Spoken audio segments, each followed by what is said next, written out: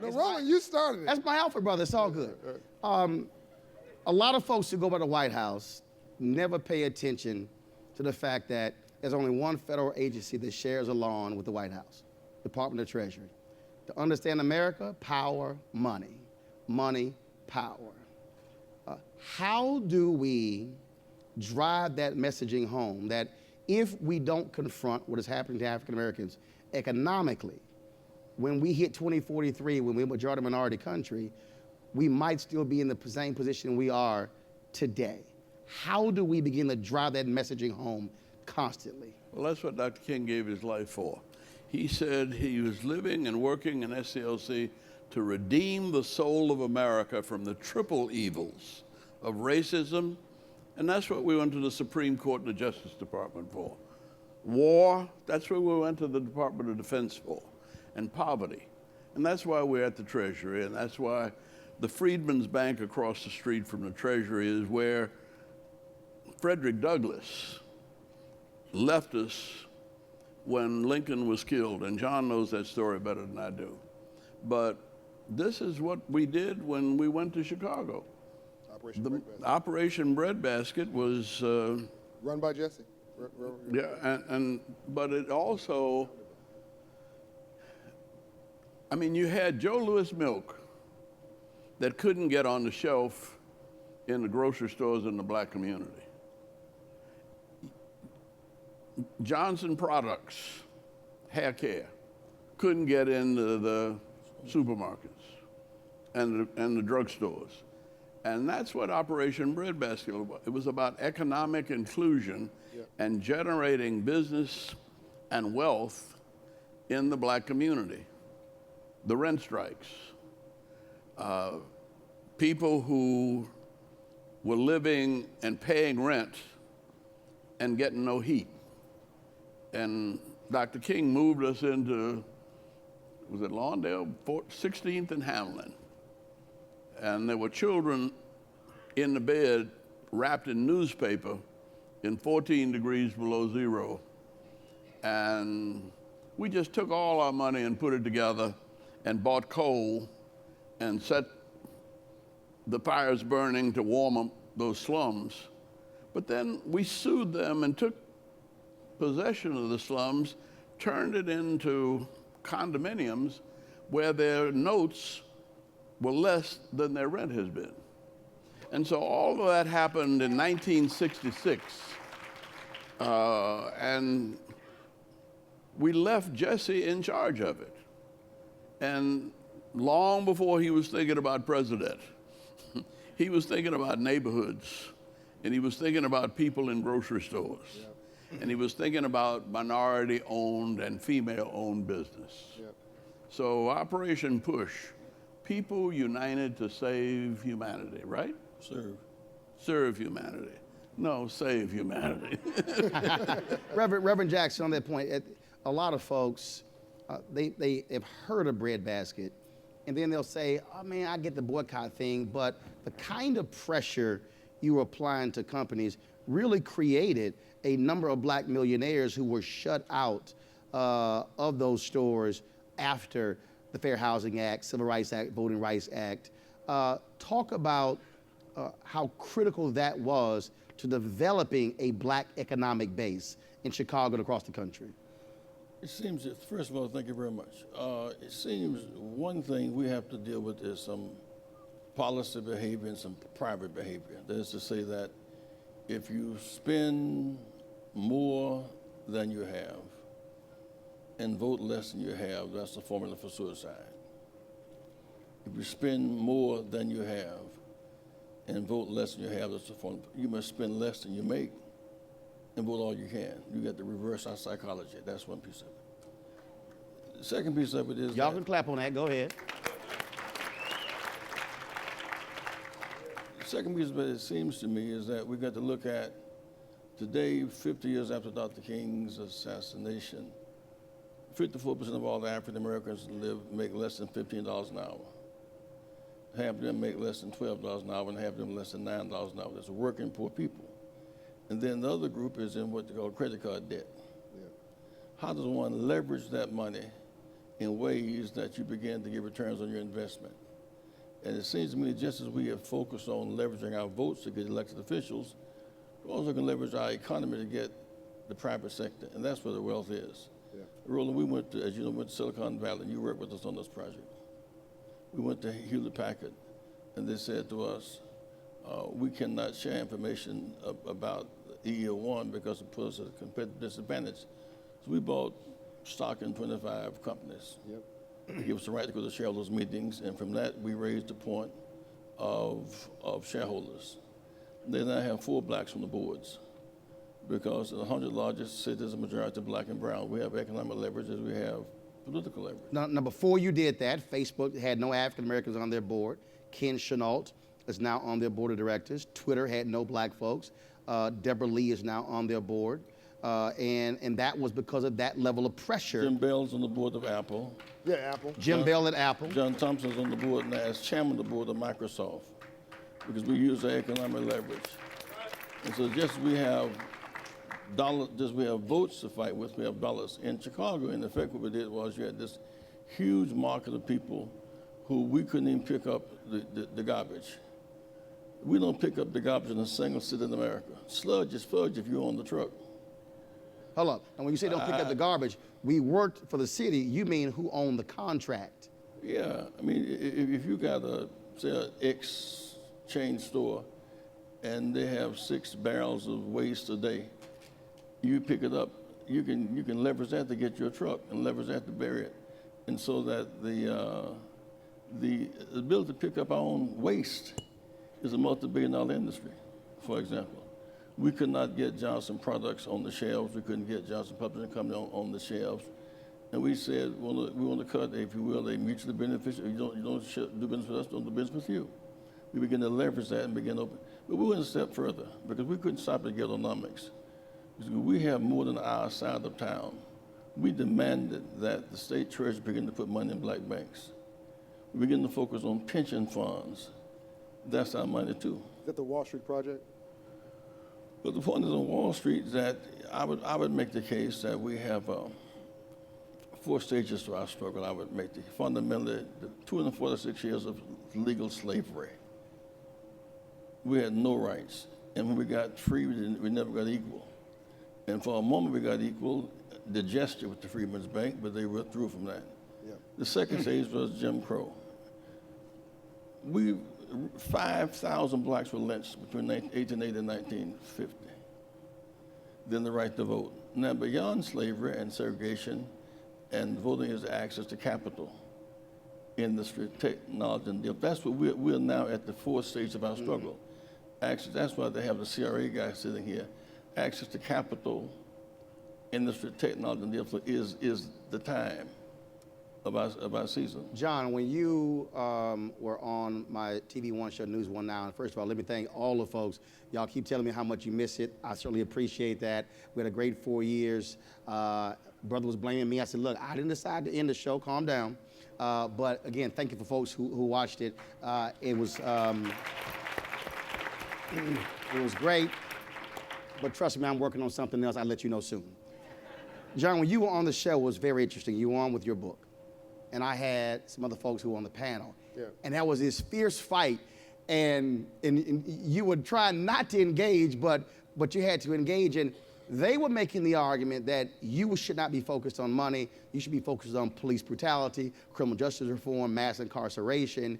And you kept saying, if we don't deal with the money, you can't deal with that.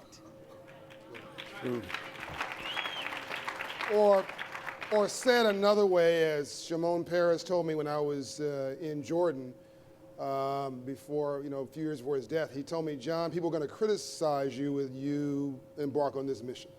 He said, you tell them when they tell you that, you tell them this. Even if you want to distribute money like a socialist, you've got to first collect money like a capitalist. And capitalism is like democracy. It's a horrible system except for every other system.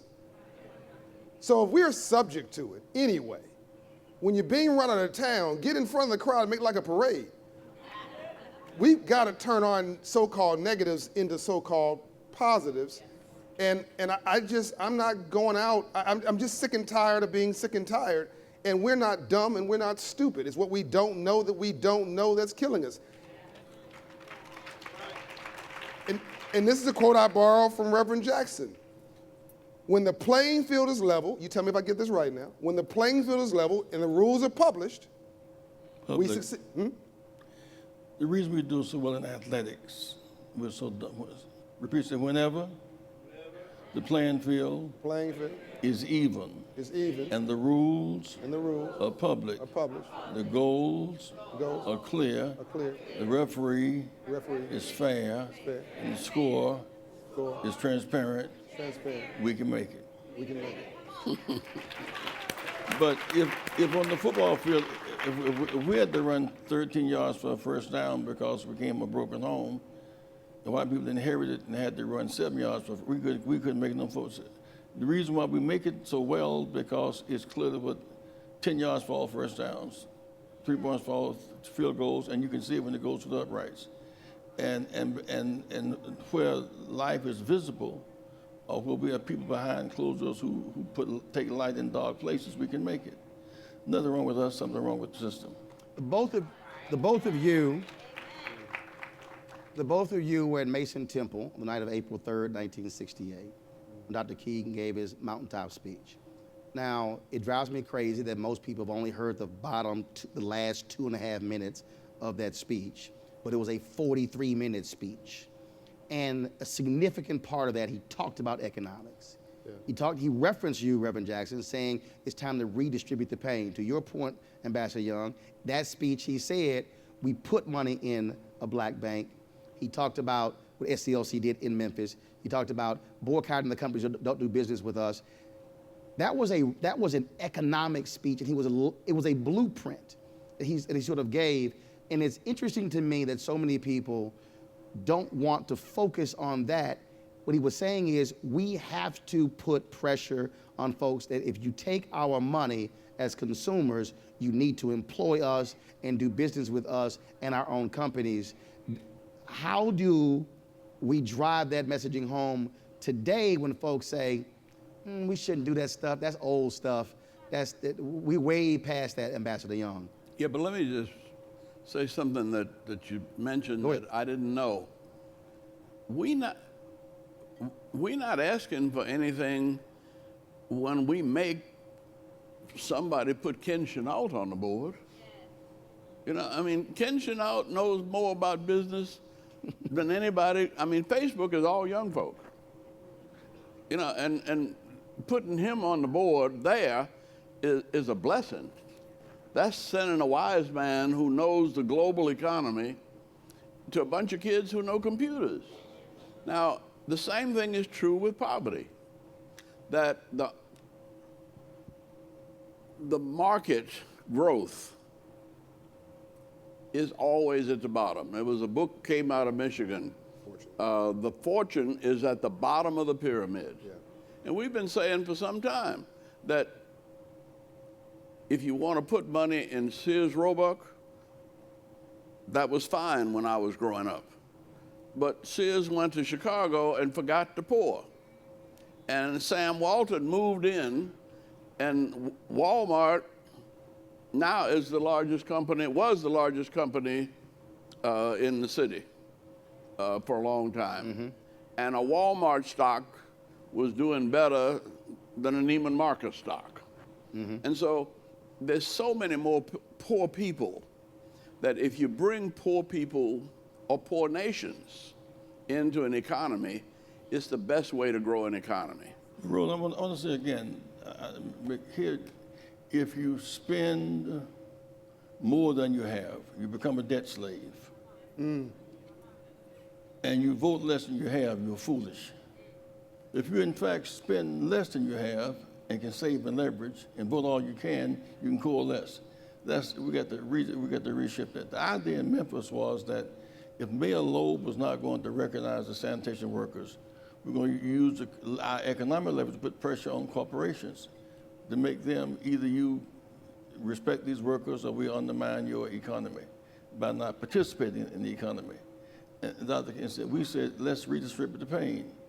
I am rather convinced that what we're doing right now in Atlanta, we're putting together the top 50 public corporations. We're judging them by their board of directors, the C-suites, EEO-1 reports, procurement, agenda, legal rights, financial services. We have more leverage on the corporation than we have on the government. Now let's give an example there, because you and I talked about this here when you talk about the financial leverage piece. When I had you on the show every week with the Silicon Valley deal, you kept making the point that, to your point, folks like, yeah, one board member, you said no. I think it was Verizon, one of the companies, you said they were doing a $50 billion bond offering. $62 billion. But had no black law firms, no black financial investment advisors. Advertising agencies, marketing. So when you talk about Silicon Valley, you weren't focused on the engineers. 60% of all Silicon Valley jobs are not even in STEM. Interesting that they were trying to get black engineers. They were going to USC and UCLA. There are no black engineers coming out because not Prairie View or Xavier. Well, they're not coming in. They're not coming out. They're not getting. They recruit ball players. The most black engineers come out of black colleges. Number 1, A&T. Number 2, Morgan State. Number 3, Howard. Number 4, Morehouse and Spelman. Florida A&M and Prairie View. And so the HBCUs, the pipeline from Silicon Valley HBCUs is a whole dimension of our work. And we must not be getting degrees in obsolescence. Get degrees in what matters. That's what I'm talking about. That's what I'm talking about. I think John got a new quote. To have a PhD in what doesn't matter is a waste of time. 44% of all African Americans in this country have a credit score below 620. So to your point about what's on the program, talking about focusing on what matters, is police brutality reality? Of course it is. Is racism real? Of course it is. Is bias real? Of course it is. And all these things need pressure. All these things need attention. But John, hold on. Can you explain that though? Because here's that, when you say 620. I'm about to. The difference between a 620 and 750 or 580 is what? 4.5% and 18%? Oh no, it's worse than that. Literally, I don't care how many times you go to church, I don't care how nice you are, how sweet you are, how brilliant you are, how gracious you are. At 620 credit score, nobody will tell you this, you cannot get a small business loan. Cannot. Doesn't matter what else you do. Doesn't matter how great your business plan is. They will not. The banks will not give you I don't care white, black, orange, I don't care what color you are, they will not give you an unsecured small business loan at 620, which means that half of all black folks, effectively, PhDs, advanced degrees, and things that may or may not matter, cannot operationalize their dream and don't know why. And in fact, we saw that March 14th, 2014, Wall Street Journal had a front page article. I was going to a Radio 1 event in Raleigh, and 23.09 billion in small business loans were given in 2013. African Americans got 385 million. Yeah. And I immediately called the White House and said, I need somebody from the SBA on Tom Joyner the next day. Yeah. They messed around, and it took them literally 90 days to get somebody on. And I told the Obama administration, I might be talking about entertainment, and I'm gonna bring that money up. I will kick y'all behind every day until you come on to explain how you're going to confront this, because in the last year of President Bush, 2008, we got 8.2% of all loans. 1.7% because it was a housing crisis. So to your point, that 620, we went from 8.2% of all SBA loans in 2008 to 1.7% in 2013. And if you have a credit score of 580, I'm sorry, yeah, 580. Let me break it. Go ahead. What was the interest you paid on the first car you bought? Well, that's what I'm about to say. My interest rate, when I had a 580 credit score, my interest rate was 18%. And what was your interest rate on your last car? 1.99. So you're driving, at 18%, you're driving around in a financial bomb. It's going to explode. And if you're driving a Mercedes, it's Mercedes payments.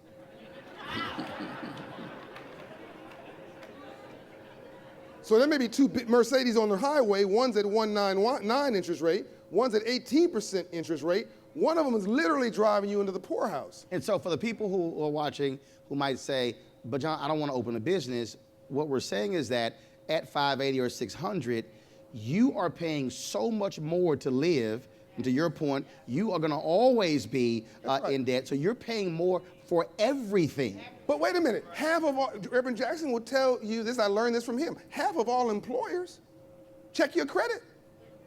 Did you know that? Before they'll hire you. And it's also state law in many of these places. Because in 1991, when I graduated from Texas A&M, Alabama had a state law that they allowed you to factor your credit score as to whether or not you hired somebody. In the Birmingham News, all 16 editors said we want to hire him, but the HR department said no because of my college credit score. And I never let the Birmingham News forget that. But this was as far as back as 1991, and we have some folks in the military who can't get a security clearance because of their credit score. That's right. But Dr. King put a combination of public sector and private. For example, we all now embrace Social Security. It literally lifted every American out of poverty. Yeah. For example, when President Obama passed the Affordable Health Care Act, what they did was, that was a major lifter. They put a black hand on it and called it Obamacare. There's no such bill as Obamacare. There's no such, and you have people who are fighting against Obamacare who want affordable health. They want the omelet, didn't want the eggs. Say amen. That. My point is the government has a role to play, because why did we have the crisis? When they took the governors off of banks targeted, stealing clustered black and brown homes, and took our homes and ran us into with subprime lending schemes. So we need a combination of access to credit and protection. We need access and credit. So Ambassador Young, here we are. Trump is sitting in the White House, and I've had conversations with people, black folks, who said, I don't want nothing to do with that man, nothing with what they're doing. And I make the argument, I understand how you feel, but we can't just walk away for 4 years and not force them to. So how do we break through that to the folks who say, I don't want nothing to do with him, and nobody black should even meet with him? No, the last man to sit here was the Vice President of the Federal Reserve. And John, he's here, and I guess he's appointed by this administration. Yeah. But he's here talking with us about money. Now, I don't have any problem talking with anybody anywhere about money. Okay? And because that's where we are. Race was about black and white. But now both black and white need some green. And it's the reason I would not criticize the white racists who were in Charlottesville. I said, these are just poor folk who don't know no better. They want to blame us for them being poor and not look at their senator that gave them jobs, coal mining jobs, that are going to give them black lung disease, and then wouldn't give them health insurance. That's not being smart. And being white doesn't help you if you're in a coal mine. But there.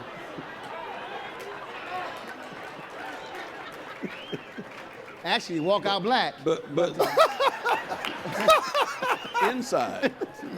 but the ignorance must at least be illegal. What's that? Repeat that. The ignorance must be illegal.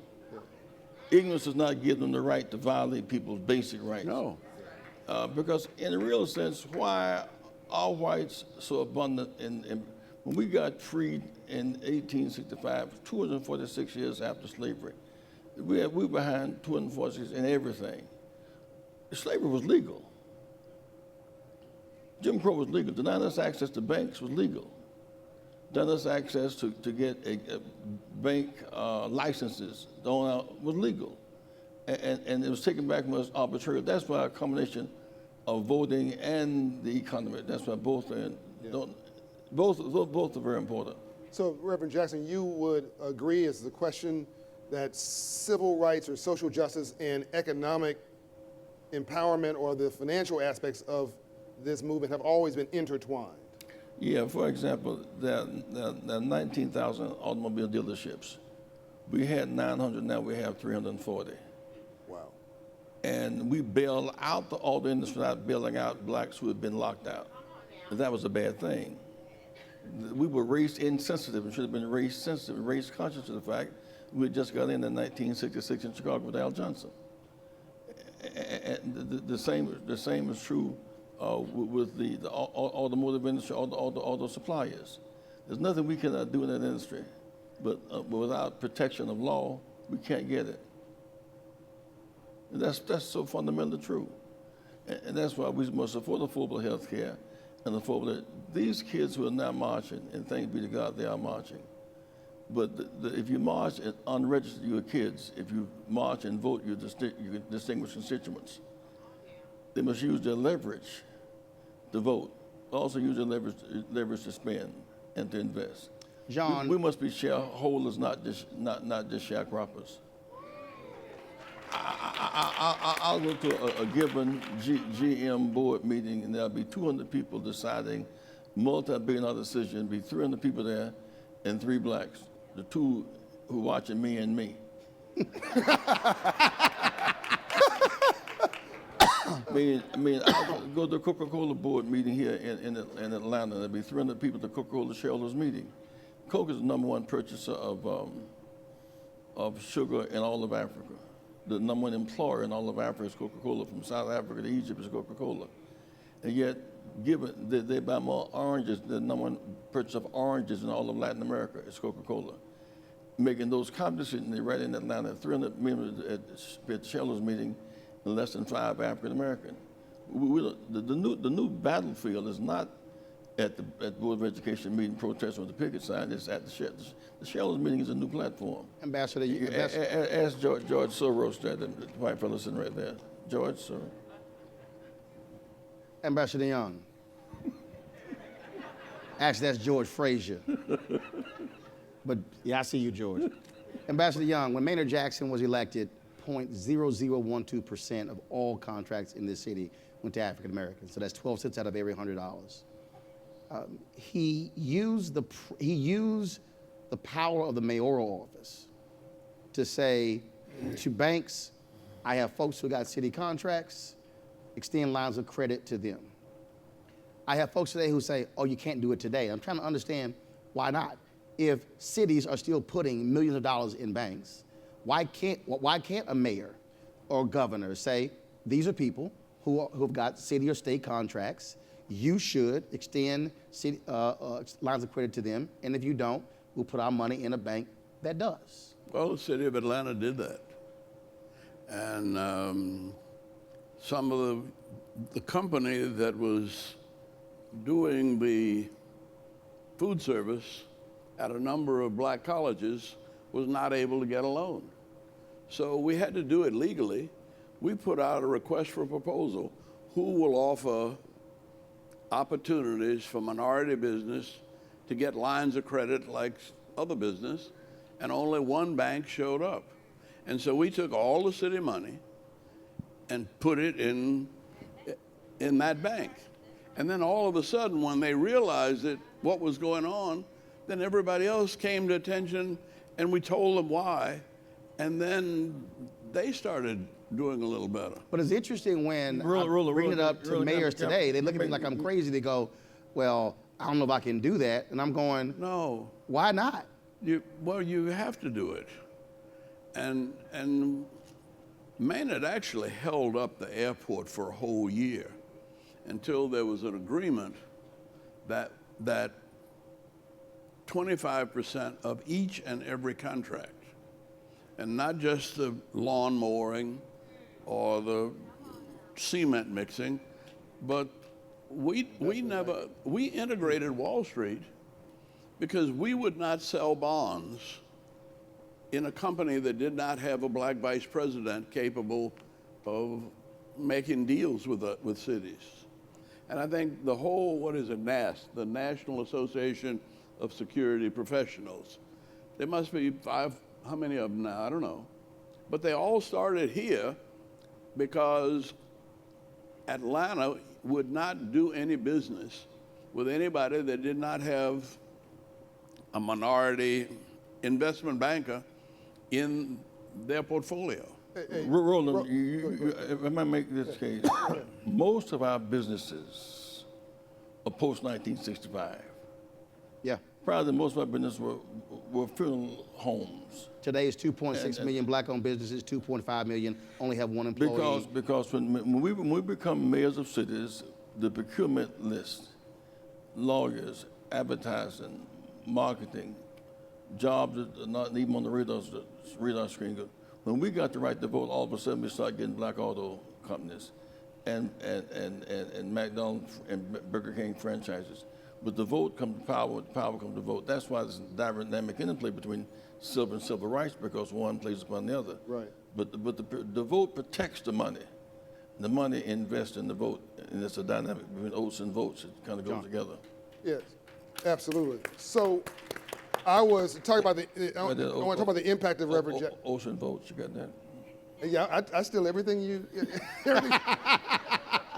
No, but so Dr. King used to say to pastors when he heard something great, he said, "Now, Joe, the first 3 times you say that, I'm gonna give you credit, but the fourth time is mine." There you go. So I want to make it clear that what you're hearing, you're not hearing us say that you get a pass and a seat at the table simply because you're black, or you're Latino, or you're female, or you're Asian, or you're Indian, or you're some minority. Oh, we feel sorry for you. We're going to put incompetence at the table, and everybody else has to deal with that. Be clear, we're not saying that. You cannot be black for a living. You got to be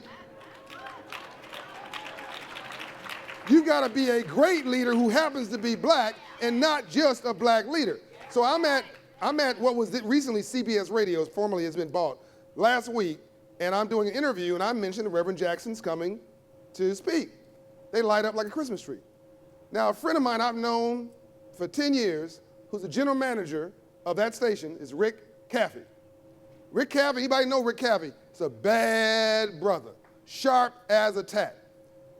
Clearly competent, and runs a profitable shop. He says, you know something? The company that originally brought this company into the marketplace was going to bring somebody else into this seat, and Reverend Jackson stepped up and said, without screaming, without hollering, look, this is a minority city. It's just not right that you can make all this money on minority people and not give people a shot who are minorities at running at least one seat in this company. Just let me find somebody who's right. Because of Reverend Jackson, I learned Rick Caffey got that job, and it's been profitable every day since. You know, it concerns Rick, me they should have sent that check to Operation Push. I'm concerned that there are 32 football teams, and we own 0. We're going from picking cotton balls to picking footballs. It is illegal if you make 10 million. It's illegal to use your money to buy a team. Back up. You make $50 million. It's illegal to spend your money to buy a team. How is that? It's illegal. That's the rules of the 32. They determine who else gets in. And even your money won't spend. As Colin Kaepernick and Eric Reed. Baseball teams as in 0. Basketball teams as in 1. And so picking cotton was not so bad. It was that we could not own the field it was planted in. We could not go vertical. We could only pick at the bottom. We could not go vertical and turn the cotton into textiles and textiles into the marketplace. And so today, a challenge that we have is to be able to turn our athletic prowess into the marketplace and go vertical, not just go horizontal.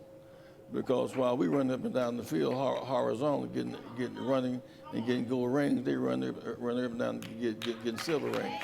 And in fact, and the folks sitting in the suites up there, none of them are getting concussions. And explain this, Andy. For example, the leveraging, the stadium here, this big thing, how was that deal put together? What was that? The stadium. The stadium here in Atlanta. You would think that Mr. Blankenstein just wrote a check and got the stadium. What all went into making the leverage that capital? Explain that. No, first of all, the city had to sign a joint agreement on bond guarantee. A. Now, It's a bond guarantee. the city will not be responsible for it. The taxpayers will not be responsible for it. The bond guarantee is tied to, well, everybody staying here tonight, any hotel in Atlanta, you're going to have an extra $1 on your hotel bill per night. And everybody that came to the Final Four or Sweet 16 last weekend, everybody that came spent at least $1 a night toward helping us pay for that stadium. Number 2, next. Well, What I'm trying to get to, the man did not just write the check and get the stadium. The bond deal and the leveraging of capital is way beyond just a saving account. Keep going. well, no, the football team, the league, the NFL, has certain guarantees of television revenues That's right. that are pledged against that stadium. 3, next. Well, Arthur Blank did have to write a check, but not as big a check as you think he bought. Well, my point is, if you get the football team, Right. you get the cotton pickers and the ball pickers, you get a letter of intent to get, but letter of intent, everything else flows. He wrote a relatively small check, and he owns a whole campus. So what you're saying, Reverend, is he buys this team, he gets a new stadium, he writes a smaller check, he leverages that to get the city, to get all of that, and the value of his team now goes past $2 billion by virtue of the new stadium. And so what was initially a $300, $400, $500, $600 million investment, like the Houston Texans owner, that team is now worth $2.5 billion. And he got a new stadium because he leveraged the state team to get the stadium. Let me see if I can. I want to make sure we're all saying the same thing. Can I break it down just Leverage to our level, to our mayor? When she and her husband came out of law school, he went to work for Home Depot. And he could buy Home Depot stock at $2 a share. That means every time you bought a Coca-Cola, every time you bought a pack of cigarettes, every time you bought anything, if you had bought a share of Home Depot stock, you would now be a millionaire.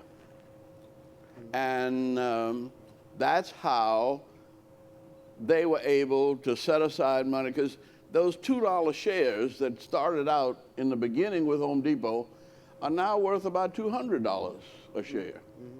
And so they were saving money to send their 4 kids to college, and so they started out buying $2 shares. Sharecropper to shareholder. And they were able to then, having that stock, leverage that stock to buy, whether it's a home or even. Well, they got in trouble because they got criticized because people said, why can 2 young black people have a home in Martha's Vineyard that cost $1 million? It wouldn't have been a problem if it had been 2 white lawyers having a home down in Sea Island that cost $2 million. But it was just unusual that these folk who went to Douglas and Mays had enough sense not to buy cigarettes, but to buy stock. Now, John, I want to get to that point there. Yes, they got the memo. I want to get to, when I was speaking to a public housing complex in Bryant, I had a session, and we were talking. This woman said, "I have no money," and she was holding a bottle of soda. I said, "Yes, you do," and she said, "Well, I don't." I said, "Could you have drank water?" She and I said, "No, look, we all want to drink whatever we want to," right. But she did not think that the cost of that was actual money. She said, "No, I bought it, but I'm broke." You encountered that where people say, "I'm broke." You dealt with the young brothers in the Nikes. That's right. Tell the story when you would try to get them to understand, one who wanted to buy the shoes and one said, "I don't." So we go to this financial literacy course, Reverend Jackson, in Detroit. We're teaching banking our future. And a young man comes in with a suit on to teach the class and of color. The young man in the front row, all his boys are listening to the class, but young man Derek is paying attention. Second session, young man Derek raises his hand asking questions, and By the third week, he comes with a suit on, just like the guy who's teaching the class, trying to mirror what he sees. He graduates, gets a certificate. He's walking down the hall. Get this now. This is poverty and mentality. He's walking down the hall. His friends say, man, why are you hanging out with those people? That ain't about nothing. What you want that for? I'm walking down the hall, so I go and say, hey, man, let me get you and your friends together. I'm going to give you each $70. Make a decision about Nike. Two friends said, well, I'm going to buy me some Air Jordan, which you need another $30. Derek says, I want to buy a share of Nike stock. Two friends jump on him. Man, why you want to get that stock? That's some stupid thing. You know, you don't want no stock. You want some Air Jordans. Everybody in shoes got some Air Jordans, some fuchsia Air Jordans, some black Air Jordans, some striped Air Jordans, some leather Air Jordans. Everybody in schools got some Air. You need to stop being stupid and get you some Air Jordans. I go to defend his honor, put my hand on, man, you okay? He said, no, it's cool.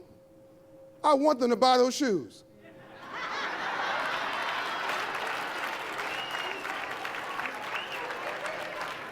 Look, Because when they do, they're making me money. And this is how we need to upgrade our mental software. Because when you hang around 9 broke people, I guarantee you'll be the 10th. Now, Reverend Jackson, Reverend Jackson. May I ask you a question? Go ahead. We got a thousand churches teaching financial literacy Yeah. in the stock market game. What's an app? What's the code? What's the bull? What's the bad? Fundamental stuff. Because it's not that people are apathetic. People are ignorant, don't know any better. That's right. And those who teach you ignorant, they simply spread it. Yeah. Let's go a step further. Yeah. After 6 weeks of financial stock market game, we took a group downtown to the Chicago Board of Trade, and we had told them, we gave each of them $100 on how to make their money grow. Money will grow on trees. It was planted in money mud. Money will grow on trees if it's planted in money mud. I'm still in that one too, brother. Well, where I got that from was Ted Turner one time gave a $1 billion to the United Nations. They said, Ted Turner, well, you showing off. He said, no, I want to be a good guy. No, you was trying to get CNN in different markets. He said, no. He said, how'd you give it? He said, I went to bed, I was worth $1 billion. I woke up, I was worth $3 billion. And so I gave $1 billion to do a righteous thing. The money was growing while he was sleeping. The money was planted and it grew. So in our little situation back home, we had the children lined up putting on the T-shirts on. A little girl named Tuesday would not put a T-shirt on.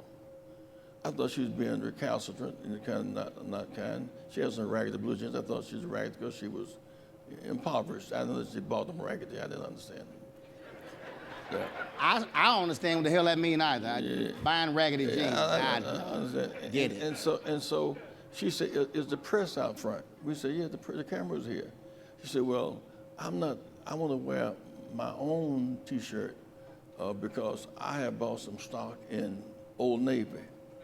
And kids my age, I want to advertise my brand and make my money grow. She had learned in 6 weeks the science that you don't just wrap fish in the financial section.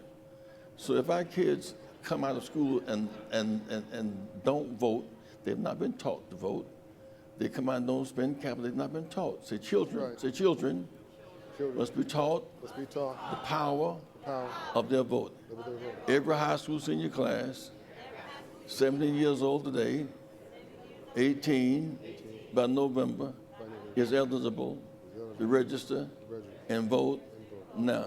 Every high school senior for 12 years been buying, not investing, sinking, and not rising. If we teach stock market, we'll know stock market. If we teach voting, we'll know voting.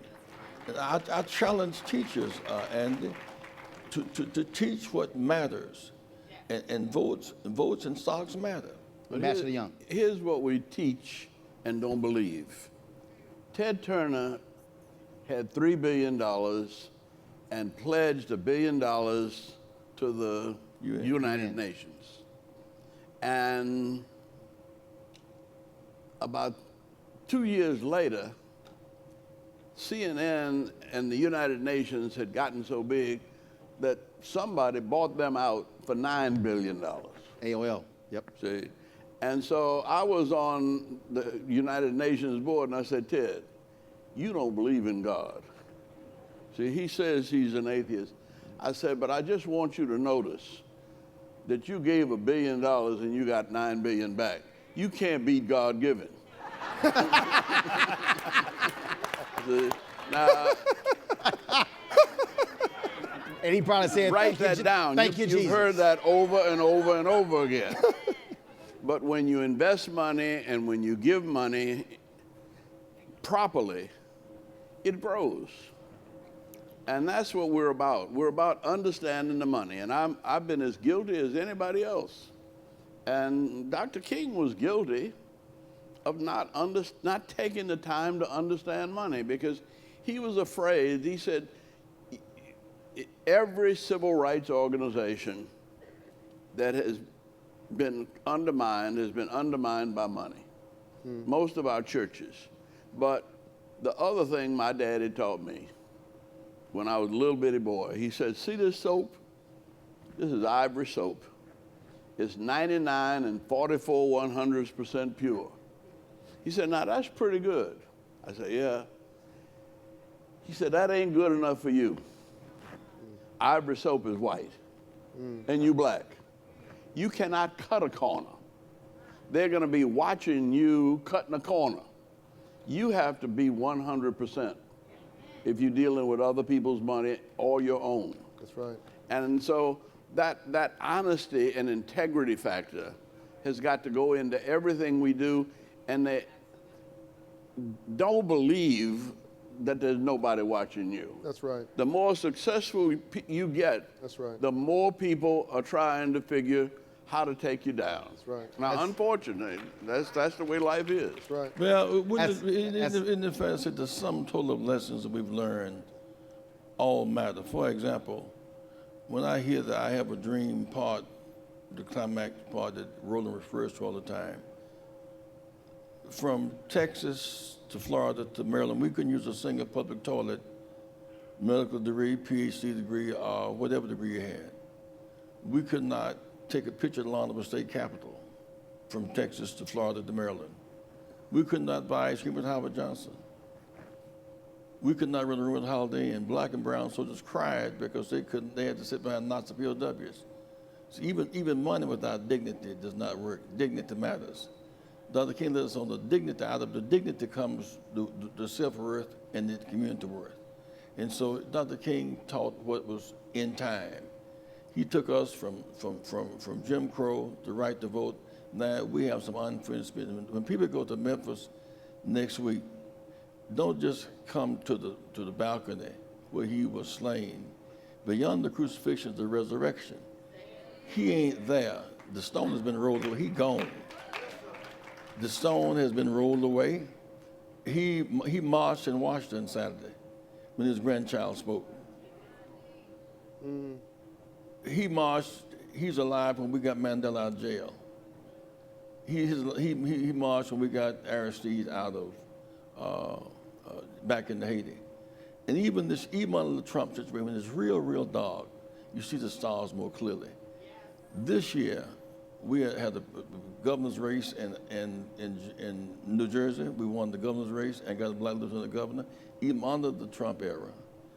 In Virginia, one guy chose a Confederate flag. We chose another. We won, got a black lieutenant governor out of Virginia.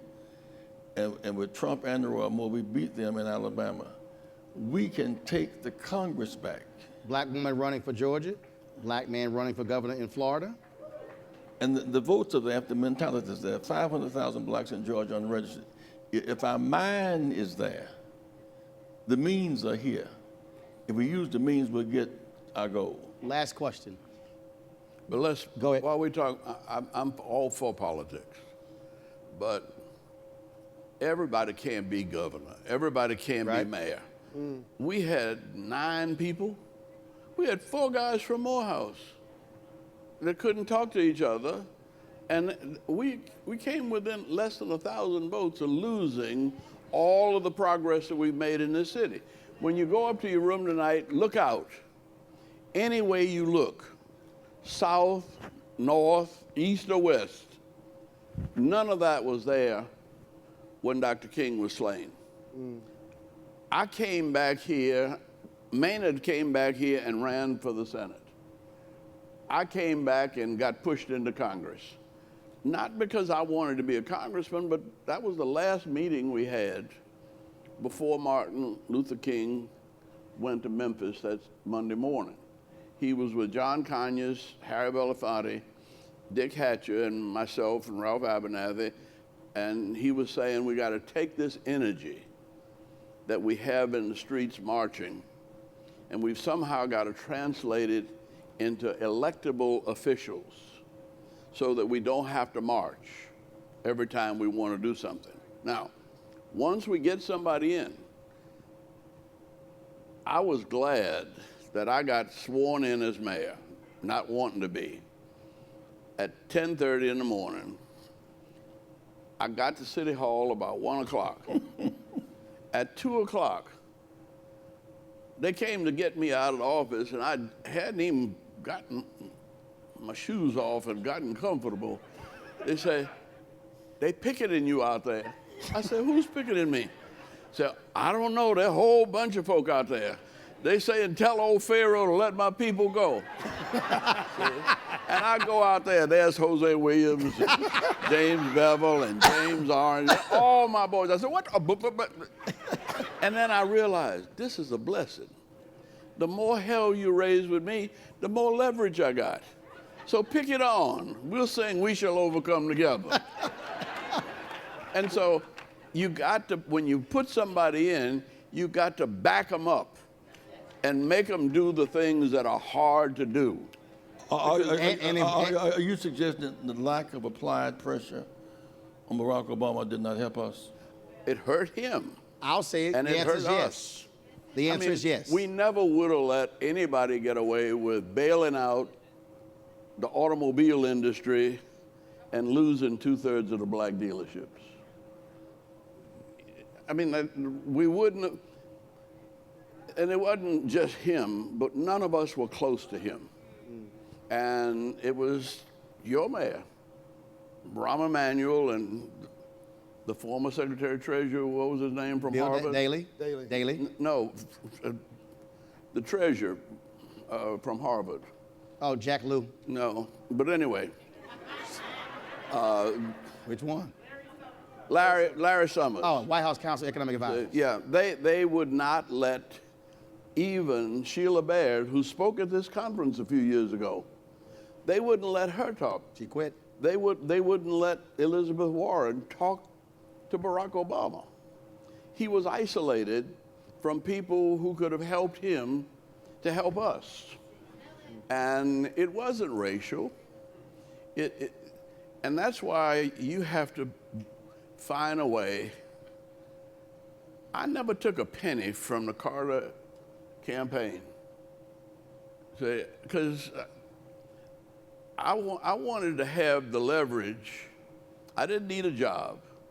I needed him to know that we were bringing all of the SCLC, Martin Luther King, Black College folk together behind him.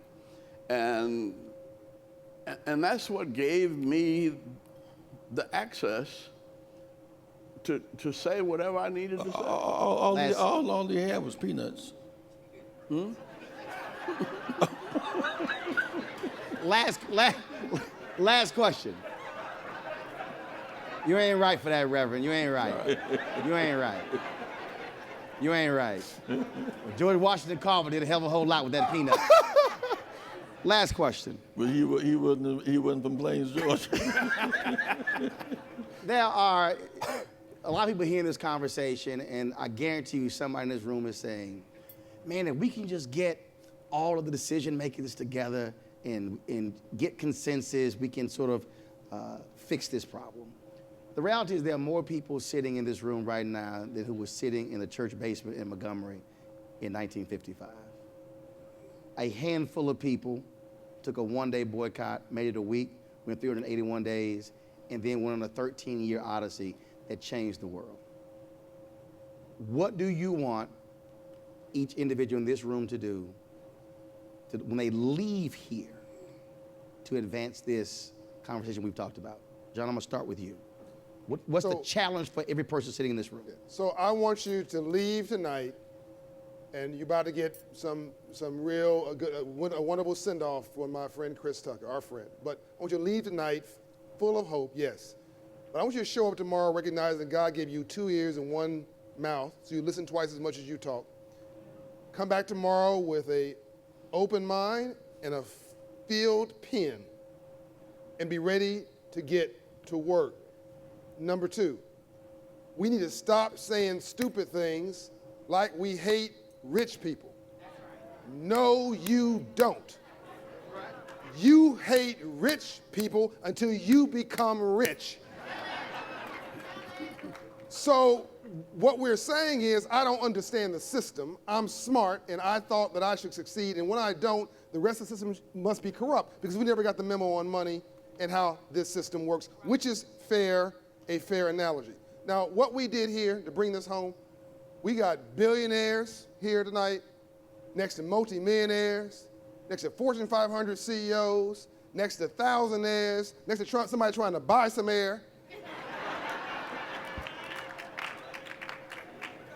And at the next time we do this, I want my white rural brothers in this room too, because they got the same problem that my urban black brothers and sisters have. Yes, when mainstream America, when mainstream has a headache, black folks got pneumonia, but we're all sick. But they're all dealing with a 500 credit score neighborhood, with a check casher next to a payday loan lender, next to a rent-to-own store, next to a liquor store. And I'm tired of us pitting each other against each other. Ignorant people against ignorant people, frustrated people against frustrated people. You can take no pleasure from the fact that there's a hole in my end of our boat. We're all in this thing together. And we need to recognize what Ambassador Young has said eloquently, and Reverend Jackson said in a different way, and you say it every day on your programs. We've all said the same thing. Whether you're white, black, red, brown, or yellow, we all want to see some more green. We can agree on that. Here's what Dr. King said, I believe in '68. You cannot legislate goodness. You cannot pass a law to force someone to respect you. The only way to social justice in a capitalist country is economics and ownership. Now, we don't repeat that quote, but we need to be rocking all of this, because it was a march for jobs and freedom. Jobs and freedom. Reverend Jackson. One of the lessons we take away from here tonight is there are 4 million African Americans in the South today unregistered to vote. The former slave states have the key to our destiny. 2.5 million blacks in the South registered who did not vote. Voting is important because voters determine justices on the courts. Voters is important because the rich people can take $26 billion from affordable health and give it to the top 1%. So the power of politics can make some irrational decisions at the expense of poor people. So the first thing is understand we must maximize our vote, because voting matters. And the kind of things that Andy and Maynard Jackson did for Atlanta is available everywhere if you can leverage capital, but you can't leverage it unless you're in the seat of power to do the leveraging. Second piece is that buy shares of stock. Yep. Learn to buy shares and teach your children to buy shares of. John Rogers is real often. Yep. John Rogers' parents, when he was a child, bought him stock at Christmas, not just stockings and balls. He learned to play ball. He did that through college as well, but he learned 9, 10, 11, he was reading the stock market page. Teach your children the stock market page and teach them stock market games. The third thing is learn how to leverage capital. I was trying to push Andy on the fact that Mr. Blinken, what is the name? Arthur Blinken? Arthur Blank. Yeah. He put up relatively little money, but now it can see the owner of it all because he leveraged. If I get the letter, if somebody tells me that Jesse Jackson, you own the rights to the Atlanta Falcons football team, I have no money. I can take the letter of intent to own them and go to the city and get some property. Take the intent and get ads, intent and get banks. Letter of intent, which is leverage. We must also, in addition to getting shares, learn how to leverage capital.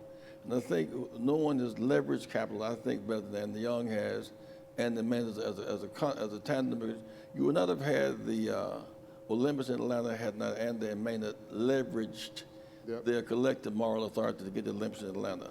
Leveraging matters. And when I look up, and also the reason why I want you writers to interpret properly, when Alabama played Georgia in the big football game here, it really was the King Bowl, because you had, on the one hand, you had George Wallace with his never, ever in his graveyard, and they were playing ball. Lester Maddox and his, not the king in his. And that game would not have been possible had we not leveraged our strength to make it possible, and to have ball analysts interpreting the game and not representing what made the game possible makes us feel diminished. We cannot allow any more erasing of our history. Our history must not be erased. We must, in fact, take light in dark places. Ambassador Andrew Young. Well, forgive me, but I have never been smart enough to know what I was supposed to do the next day. And I don't know what to tell you to do. But what I have done is listen to Isaiah. Wait on the Lord. Be of good courage, and he will strengthen your heart. They that wait on the Lord will renew their strength. They will run and they will mount up with wings like eagles. They will run and not get weary. They will walk and not faint.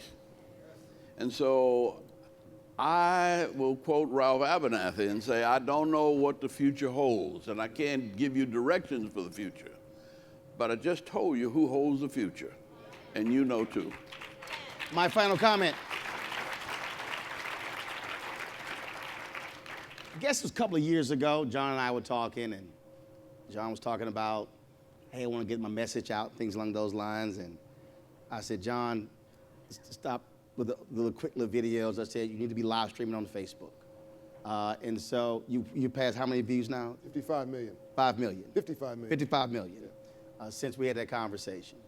And folks have said, oh my goodness, what are we gonna do? I can't see your show. I said, if you get caught up in a show ending and not staying focused on the future, then you'll lose sight of what's happening. Even though we've been having this conversation in this room, more than 1,000 people, I've already checked. We probably, between John's Facebook page, my Facebook page, YouTube, and Periscope, we've been live streaming this event. So more than 50,000 people have actually been watching this conversation. We didn't ask for a network to cover it. We just simply said, we live stream it ourselves. Cameras out there, I own my own cameras. The point there is, and Reverend, you just made the story about erasing our history. If we allow or wait for someone else to tell our story, then they will own our narrative. If we, and in fact, Dr. King in Where Do We, Chaos or Community, Where Do We Go From Here, he said a black press must maintain a militant black press in order to represent our interest. The only way this is going to continue to be told is if we are in control of our own narrative. We cannot continue in the future to ask ABC, NBC, CBS, CNN, MSNBC to tell our story. If we do not own our own media, this conversation cannot go where it needs to be most effective. And so I know what I'm working on. You will hear it soon, but this is about owning our narrative, and that's how we educate our people. But Roland, we must own it and make sense at the same time. Oh, I'm gonna make sense, but I'm trying to own it too. Yeah, but you get my drift? Yes. Because if we own it, if we just become chocolate white people, then we'll own it, but the direction won't change. We need more than complexion, we need direction. Say I am. Somebody. Somebody. I am. I am. Somebody. Somebody. Respect me. Respect me. Protect me. Never neglect me. I am somebody. My mind is a pearl. Is a pearl. I can learn anything. And learn anything. In the world. In the world. If my mind can conceive it and my heart can believe it. I know I can achieve it. I can achieve Stop it. the violence. Stop the violence. Save the children. Save the Stop children. the violence. Stop the violence. Save the children. Deep water Deep water Deep water does not drown you. does not drown You you. drown You drown when you stop kicking. when you stop kicking. Kick on. Reverend, you left one thing. Go ahead and say A5. No. All right, Reverend Jackson, will you please step over here for a minute? Come over here. All right, ladies and gentlemen, hold on, don't move. We're about to hear from Chris Tuckerby. Before you do that, we'll wrap this up. I got a surprise for Reverend Jesse. Do not go anywhere. That's not Julie. Reverend Jesse Jackson, who loves white people, black people, orange people, brown, he loves everybody. He's been given his whole life to service. Ran for president, and my mother has in her personite Jesse Jackson for president lapel pin, which she wants you to sign. She's here tonight. She's here. We'll show you. Hey, Rose. She's right over here. Hold on, Winnie. Hold on. Wait. Hold on. I know I ain't in charge of nothing, but I'm in charge of this. Hold on. We want to say thank you for your lifetime of service. We want to say thank you for your lifetime of service on behalf of Operation Hope and the Operation Hope family. The Hope Lifetime of Service Award to the Reverend Jesse Jackson. Come on, Mommy. Come on, Mom.